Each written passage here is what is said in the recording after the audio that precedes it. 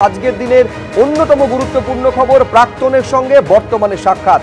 শ্রমিক ভট্টাচার্য এবং দিলীপ ঘোষ এক আসনে বসে আছেন, শুধু নয় একেবারে দায়িত্বভার সভাপতি হিসেবে গ্রহণ করার কয়েকদিনের মধ্যে দিলীপ ঘোষকে ডেকে পাঠালেন এবং তারপর তারা দেখা করছেন।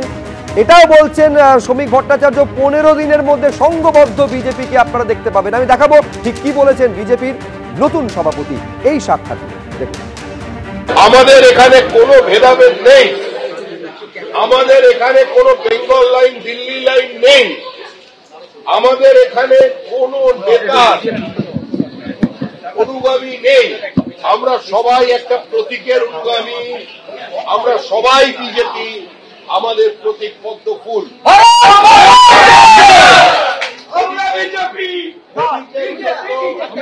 ক্ষণিকের জন্য কোথাও ভুল বোঝাবুঝি হতে পারে, ক্ষণিকের জন্য কোথাও দূরত্ব তৈরি হতে পারে, কিন্তু এর অর্থ এটা নয় যে সে দলের বাইরে চলে গেছেন। আগামী 15 দিনের মধ্যে সংঘবদ্ধ বিজেপিকে পশ্চিমবঙ্গের মানুষ দেখতে পাবে।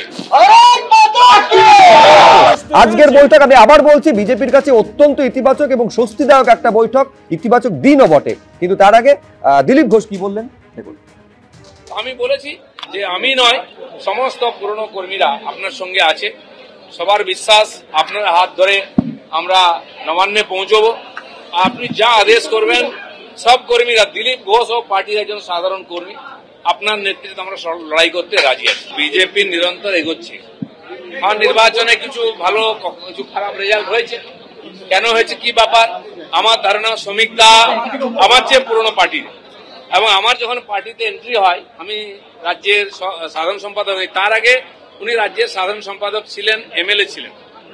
আর সংযোগবশত আমাকে উনি বিধানসভার নেতা হতে ওনার জায়গায় জায়গা দেওয়া হয় এবং আমিও ওনার জায়গা ধরে হাঁটতে আরম্ভ করি। আমি রাজ্য সভাপতি হই, তারপরে এমএলএ হই, এমপি হই। তো তিনি আমার যে সিনিয়র লিডার, আমার তার প্রতি শ্রদ্ধা আছে।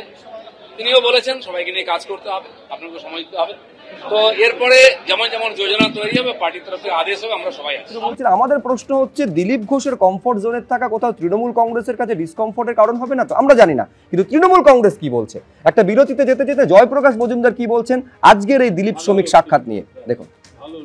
এগুলো নিজেদের যে মধ্যে বিচ্ছিন্নতা, নানা রকম ঘটনা, সেইগুলো নিয়ে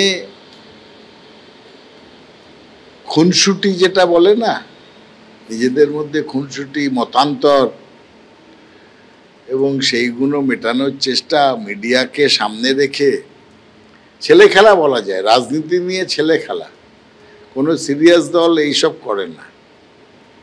দিলীপ ঘোষ একজন প্রাক্তন সভাপতি, শ্রমিক রাজ্যসভার সদস্য, নতুন সভাপতি হয়েছেন। তাছাড়া আছেন শুভেন্দু অধিকারী। এখন এই সব মিলিয়ে বিজেপির অভ্যন্তরে সব চলছে শরিকি কোন্দল।